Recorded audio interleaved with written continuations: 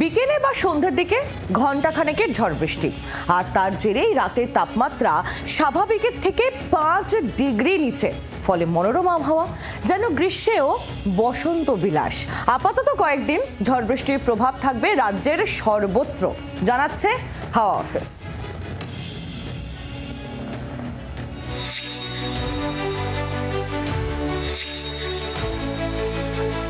একের পর এক আবহাওয়ার খামখেয়ালিপনা, প্রবল দাবদাহে মার্চের শেষেই তাপপ্রবাহের সাক্ষী থেকেছে দক্ষিণবঙ্গের বেশ কিছু জেলা, যা ছিল নজিরবিহীন। আর যে মে মাসে কার্যত তেতে পুড়ে থাকে রাজ্য, সেই মে মাসেই রাতের তাপমাত্রা নামলো স্বাভাবিকের থেকে 5 ডিগ্রি নিচে, সৌজন্যে কালবৈশাখী। তবে কালবৈশাখীর প্রকোপ এই সময় রাজ্যে বিরল নয়। বিরল কালবৈশাখী আর বৃষ্টির জেরে তাপমাত্রার এতটা পতন, যার জেরে বৃহস্পতিবার রাতে এসি চালানো তো দূর, ফ্যানের স্পিডই কমিয়ে দিতে হয়েছে বঙ্গবাসীকে। মে মাসের তীব্র দাবদাহ আপাতত এই মুহূর্তে কোথাও থাকছে না দক্ষিণবঙ্গে। উত্তরবঙ্গ এবং দক্ষিণবঙ্গে একযোগে চলবে বৃষ্টি। কোথাও কোথাও বৃষ্টি হবে মে মাসের 7 তারিখ পর্যন্ত, যার নেট ফল এই মুহূর্তে তাপপ্রবাহ বা তার অনুরূপ পরিস্থিতির চোখ রাঙানি একেবারেই থাকছে না।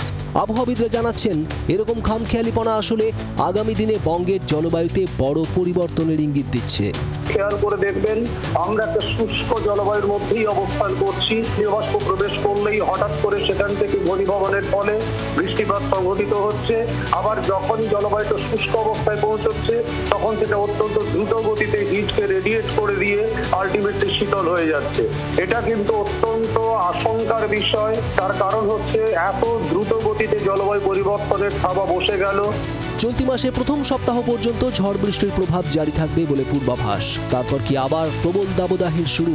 সে হোক, কিন্তু আপাতত সেদিকে নজর দিতে চান না বঙ্গবাসী। বরং গ্রীষ্মেও বসন্তের এমন আমেজ তাড়িয়ে তাড়িয়ে উপভোগ করছে বাঙালি।